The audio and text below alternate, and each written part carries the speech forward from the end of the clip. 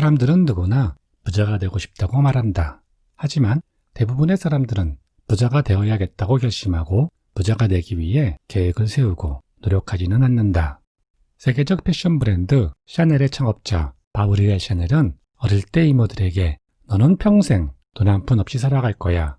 너 좋다는 농사꾼이라도 나타나면 그나마 다행이지 라는 말을 듣고 성공해서 부자가 되겠다고 다짐을 했다.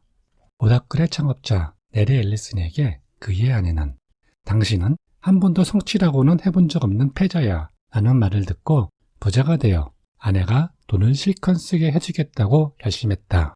성공해서 부를 거머쥔 사람들은 부자가 되고 싶다는 기대를 넘어서 부자가 되어야겠다는 열망을 품었다. 평범하게 살아갈 것인가? 아니면 성공해서 부자가 될 것인가? 둘 중에 하나를 선택하는 것은 오직 자신의 몫이다. 오늘 소개할 책은 슈퍼리치의 심리학에 관한 논문으로 박사학위를 받은 부 전문가 라이너 지텔만의 저서 부의 선택이다. 월마트 창업자 샘 월트는 자서전에서 이렇게 말한다.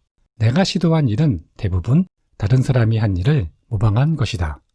성공하기 위해서는 성공을 거둔 적이 없는 사람의 조언을 따르지 않고 성공한 사람의 지침, 태도, 행동을 연구하고 따라야 한다.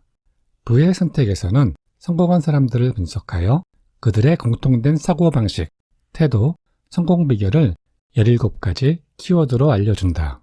목표, 신뢰, 문제, 집중, 차별화, 자기주장, 가능성, 자기암시, 끈기, 불만족, 아이디어, 마케팅, 열정, 능률, 속도, 돈, 균형, 이 17가지 키워드 중에 5가지에 대해 말씀드리겠습니다. 1. 목표, 부를 기획하라. 스타벅스는 원두만 판매하는 상점이었다. 스타벅스의 설립자들은 시애틀에 있는 매장 5곳이면 충분하다고 생각했지만 이 커피 전문점의 잠재력을 간파한 하워드 슐츠는 잘 나가던 전 직장을 그만두고 커피 매장 5곳뿐인 스타벅스에 취업해 전국적으로 지점을 확장하는 구상을 했고 세계 최대의 커피 전문점 체인으로 바꿔놓았다. 1984년 18살이던 마이클 델은 고작 $1,000로 PC 리미티드라는 회사를 차리고 IT 업계 선두주자가 되겠다는 비현실적인 목표를 세웠다. 이것이 오늘날 델의 시작이었다. 마이클 델은 목표를 높이 하고 꿈을 이루도록 노력하라. 성실함과 기계와 사랑으로 목표를 달성하라. 매일 꿈을 향해 달려가며 자신의 정체성을 잃지 않는다면 성공할 것이다 라고 항상 목표를 크게 잡는 것이 중요하다고 강조했다. 현실적인 목표를 추구하라며 당신이 세운 목표를 비현실적이며 불가능하다고 비웃는 사람들의 조언을 듣지 말라. 하워드 슐츠와 마이클 델이 그랬듯이 과감하게 큰 꿈을 품고 높은 목표를 추구해야 한다. 무엇보다 꿈꿀 수 있는 용기를 가져야 한다. 자신의 한계를 생각하지 말고 목표를 세워야 한다. 2. 차별화. 남들과 달라질 용기. 대부분의 사람과 똑같이 생각하고 행동한다면 그 정도의 삶에 머무를 뿐이다. 더 큰 성공을 거두려면 남들과 다르게 생각하고 행동해야 한다. 즉, 남들과 달라질 수 있는 과감함과 용기가 필요하다. 새로운 발상이나 혁신은 다음 4단계를 거친다. 첫째, 처음에는 무시당한다. 둘째, 조롱당한다. 셋째, 극심한 반대에 부딪힌다. 넷째, 마침내 자명한 것으로 받아들여진다. 세계적인 투자자 짐 노조스는 통념에서 벗어나 궁지에 처한 기업의 주식을 사들였다. 1970년 후반 철저한 조사 끝에 당시 곤두박질 치던 항공기 제조업체 록히드의 주식을 대량으로 매입했을 때 주변의 다른 투자자들은 그런 회사에 누가 투자하냐며 노조스의 투자를 비웃었다. 그러나 록히드의 주가는 치솟았고 S&P 500 지수가 47% 상승할 때 노조스의 컨덤 펀드의 수익률은 무려 4200%나 뛰어올랐다. 노조스는 다른 사람이 당신을 비웃는다면 제대로 가고 있는 것이다. 당신을 비웃는 사람이 많을수록 옳은 결과를 낼 가능성도 커진다 라고 말했다. 성공한 사람들은 극심한 위기 상황에서 누구나 두려워하고 절망할 때도 그들은 용기를 내어 기회에 집중한다. 3. 자기 암시. 나는 할 수 있다. 많은 사람들이 목표를 비관적으로 검토하는 경향이 있다.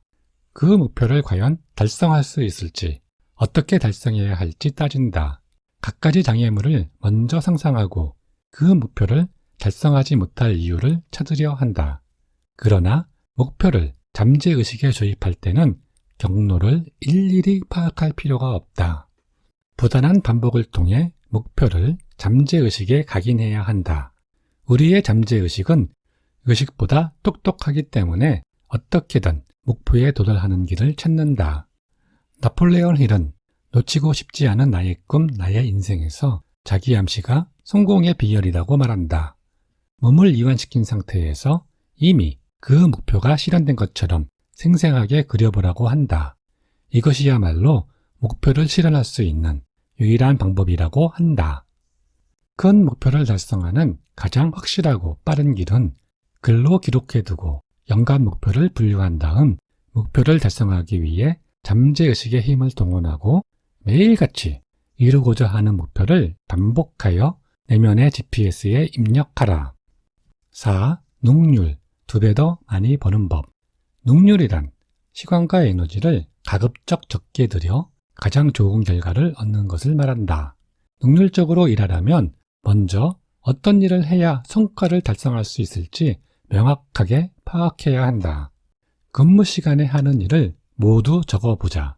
그 중에 정말 중요한 일이 무엇인지 찾아서 거기에 집중해야 한다. 결과의 80%를 가져다 줄 20% 일에 집중하는 것이다. 나머지 일은 당신이 직접 할 필요는 없다. 자신의 강점에만 치중하고 나머지 일은 직원에게 위임하라. 이를 위임하는 것이야말로 능률의 비결이다. 95%만 만족하는 결과를 얻었다고 가정하자. 이때 100%의 결과를 얻기 위해 50%의 시간을 투입한다면 시간 낭비이자 에너지 낭비다. 어떤 일은 100% 완벽하게 처리할 수 없으며 90%만 가능하다는 사실을 받아들여야 한다. 업무를 위임하지 않고 내가 하는 편이 낫다는 생각을 접지 않는 한 더 큰 목표를 성취할 수 없다. 항상 목표를 달성하는 데 기여하는 업무를 파악하고 그 일부터 먼저 시작하는 습관을 길러라. 5. 속도. 빨라야 살아남는다. 속도는 과감한 목표를 달성하기 위한 필수 조건이다. 오늘날 속도는 그 어느 때보다 중요하다. 복사기의 대명사로 불리던 제록스는 펠로엘토에 보안이 극도로 엄격한 연구소를 운영했다. IT 업계에서는 이를 제록스 파크라고 부르며 숭배했다. 스티브 잡스는 제록스 파크에 방문해서 흥분을 억누르지 못했다. 그곳 연구원 레리 테슬러가 잡스에게 보여준 것은 퍼스널 컴퓨터의 미래였다. 도스의 수수께끼 같은 명령어가 아닌 포인터를 움직여 원하는 대상을 선택할 수 있는 디스플레이와 사용하는 문서마다 다른 창이 뜨고 메뉴가 모니터에 보였다. 그곳에는 새롭고 특별한 기기가 있었는데 바로 마우스였다. 오늘날 마우스는 컴퓨터의 기본이지만 그 당시에는 상상조차 못한 새로운 물건이었다. 테슬러는 제록스를 떠나 애플에 합류하여 애플의 부사장이자 수석 연구원이 되었다. 대기업은 기발한 아이디어를 지닌 수재들을 채용하지만 그들이 개발한 세상 어디에도 없는 기발한 아이디어를 상업성 있는 제품으로 만들어내지 못했으며 충분히 검증되지 않은 상태에서 제품을 출시하면 자칫 평판에 금이 갈 수 있다는 두려움을 가지고 있었다. 빌 게이츠, 스티브 잡스는 그런 두려움이 전혀 없었다. 완벽하기보다는 빨라야 한다는 것이 그들의 좌우명이었다. 그들도 완벽을 지향했으나 제품이 완벽해질 때까지 출시를 미루지 않았다. 사용자들의 피드백을 받아들여 완벽하게 다듬으면 된다는 생각이었다.